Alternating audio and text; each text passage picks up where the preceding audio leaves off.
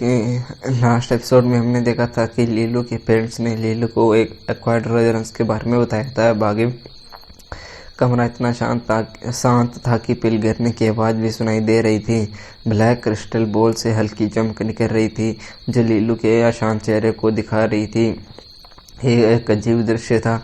वो इस समय एक उलझन में उलझा हुआ था। उसके पेरेंट्स की कड़ी मेहनत ने उसके ब्लैंक पैलेस में एक नई सुबह की उम्मीद जगा दी थी। हालांकि उसने कभी नहीं सोचा था कि यह उम्मीद इतनी भारी कीमत लेकर आएगी। लीलू के पास जीने के लिए केवल 5 साल शेष बचे थे। यदि 5 सालों में वो ड्यूक स्टेज में प्रवेश नहीं कर सका तो और जीवन परिवर्तन कायापलट से नहीं गुजर सका तो उसका अंत असंतोषजनक होगा। ड्यूक बनने के लिए 5 साल, वो अभी केवल 17 साल का था और 5 साल में वह 22 साल का हो जाएगा। अपने ज्ञान की गहराई तक पहुंचने के बाद भी उन्होंने अपने जिया किंगडम में किसी कई थी हिस्ट्री में इतने यंग ड्यूक के बारे में कभी नहीं सुना। टैलेंट, अवसर और प्रयास का है ऐसा कौन सा मेल है जो किसी को ऐसा चमत्कार करने की अनुमति देगा। लीलू को पता नहीं था और इसलिए उसे एक जबरदस्त दबाव महसूस हो रहा था। उसे सांस लेना भी मुश्किल हो रहा था। वर्तमान में वो एक साधारण जीवन जी सकता था। उसके पेरेंट्स लुओलान हाउस छोड़ गए थे जहाँ अभी भी अच्छा खासा व्यवसाय था। अगर वो उस पर नियंत्रण न रख पाए और सब कुछ छोड़ दे तब भी वो किसी भी इन सांसारिक चिंताओं से मुक्त होकर एक आरामदायक यंग मास्टर का जीवन जी सकता था। एक्वायर्ड रेजोनेंस का मार्ग उसे किनारे पर ला खड़ा करेगा। लगातार संघर्ष करते हुए और हर पल को महत्वपूर्ण बनाते हुए उसे संघर्ष करना होगा और पूरी तरह से प्रयास करना होगा। अपनी क्षमता का हर आखिरी अंश निचोड़ना होगा। यह सब आकाश से लड़ने और थोड़ी सी ऊर्जा जुटाने के लिए, बस मुश्किल से जीवित रहने के लिए। 2 बिल्कुल अलग रास्ते हैं। आखिर उसे क्या करना चाहिए? लीलू ने अपनी आंखें बंद कर ली और उसका दिल उथल पुथल से डूब गया। उसके मन में अनगिनत दृश्य घूम रहे थे। उसे अकेडमी में दूसरों की अजीबोगरीब निगाहों का ख्याल आया। लोग अक्सर कहते हैं कि शेरनी ने कुत्ते को जन्म दिया है। इतने बड़े पेरेंट्स इतनी कमज़ोर क्षमता वाले बेटे को कैसे जन्म दे सकते हैं? उसके उस व्यक्ति के बारे में सोच जिसके पास शुद्ध और सुनहरी पुतलियां थी। मन ही मन उसके मन में जियान किंगे के प्रति प्रेम और लालसा की भावना थी जिसका उसने खंडन नहीं किया। हालांकि जियान किंगे टैलेंटेड, आकर्षक थी और उसके प्रशंसकों की भीड़ थी। ऐसी सुंदर और टैलेंटेड महिला की बराबरी केवल वीर और असाधारण स्वभाव वाले पुरुष ही कर सकते थे। यह केवल ह्यूमन स्वभाव था और इसमें कोई शर्म की बात नहीं थी। बचपन में लीलू और जियान किंगे अक्सर हर तरह के क्षेत्र में प्रतिस्पर्धा करते थे। हालांकि कई अलग अलग कारणों से लीलू जीतते से ज़्यादा हारते थे। जैसे जैसे वे दोनों बड़े होते गए उनके बीच ऐसी बातचीत कम होती गई। यह बात उनके पैलेस के प्रकट होने के बाद खास तौर पर ध्यान देने योग्य थी। लीलू जानता था कि दोनों के बीच की खाई चौड़ी हो गई है और एक ऐसी खाई में बदल गई है जिसे मिटाया नहीं जा सकता।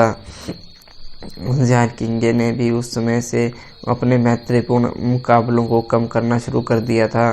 सालों से हो रही मुकाबलों से ऐसा लग रहा था जैसे लीलू की धार धीरे धीरे नरम पड़ गई हो और वो पहले से ही ज़्यादा शांत हो गया हो। बस उसे पता था कि अंदर ही अंदर जीतने और प्रतिस्पर्धा करने की उसकी इच्छा कभी कम नहीं हुई थी, बल्कि उसकी स्पष्ट कमजोरी ने उसे और भड़का दिया था। वो जियान किंगे को चुनौती देने के लिए इसलिए तैयार नहीं था क्योंकि उस पर दबाव डाला गया था। वो ऐसा करना चाहता था।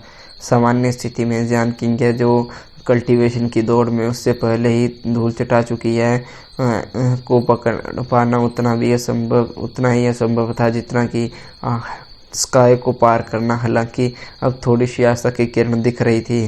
क्या वो ये आशा छोड़ देने वाला था? उसका वास्तविक उत्तर था यह असंभव है। लीलू की आंखें खुल गई और उसकी निगाहों में तीक्ष्णता देखी जा सकती थी। उसने ली ताइजुआन और तानतालान के प्रोजेक्शन को घूरते हुए कहा, पापा मम्मी, मेरा दिल हमेशा से ही चंचल रहा है। हालांकि जो लोग मेरी हालत जानते हैं वे यह सुनकर मुझ पर हंसेंगे, मानो मैं अपनी स्थिति को समझ ही नहीं पा रहा हूँ। मैं सिर्फ बर्न किंगर के बराबर में पहुँचने में ही दिलचस्पी नहीं रखता, मैं उनसे आगे निकलना चाहता हूँ, और सिर्फ उनसे ही नहीं, मैं अब दोनों से भी आगे निकलना चाहता हूँ। उसके चेहरे पर एक मुस्कान तैर गई जिससे उसके पर्ल जैसे सफ़ेद दांत दिखाई देने लगे। मेरा सपना है कि भविष्य में लोग मुझे ली ताइज़ुआन और तान ताइलान का बेटा न समझे, बल्कि मैं चाहता हूँ कि लोग मुझे लीलू के माता पिता के रूप में देखें और जाने। वो हंस पड़ा। मम्मी पापा, मेरे 17वें जन्मदिन पर आपने जो तोहफा दिया है उसके लिए मैं बहुत आभारी हूँ। निश्चित रहो, मैं तुम्हें निराश नहीं करूँगा। बस मुझे बस 5 साल में ड्यूक स्टेज तक पहुँचना है, इसमें कोई बड़ी बात नहीं है। मैं लीलू यह चुनौती एक्सेप्ट करता हूँ। जैसे ही उसने अपनी अंतिम घोषणा की, उसकी आंखों में एक आग सी चमक उठी और उसने अब कोई हिचकिचाहट नहीं दिखाई तथा अपनी हथेली को आगे बढ़ाकर उसने हल्के से ब्लैक क्रिस्टल बॉल पर दबाया। ब्लैक क्रिस्टल बॉल ने शानदार प्रतिक्रिया दी और लीलू अपनी हथेलियों में एक चुभता हुआ दर्द महसूस कर सका। ऐसा लग रहा था मानो अनगिनत सुइयां से चुभ हो रही हों। उसी समय ब्लैक क्रिस्टल बॉल टूटने लगी और उसके अंदर 2 वस्तुएं चुपचाप पड़ी रहीं।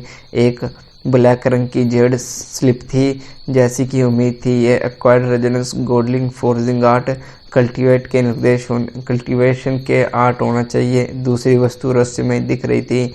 वो लिक्विड पदार्थ जैसी दिख रही थी, फिर भी बहते लाइट से बनी एक भ्रामक वस्तु लग रही थी। उसका रंग नीला था और ऐसा लग रहा था जैसे वह पवित्र लाइट, प्योर लाइट की सूक्ष्म किरणें उत्पन्न कर रही हो। लीलू की नज़र उस भ्रामक तरल वस्तु पर टिकी हुई थी। वो जानता था ये कुछ ऐसा है जो उसकी नियति बदल देगा।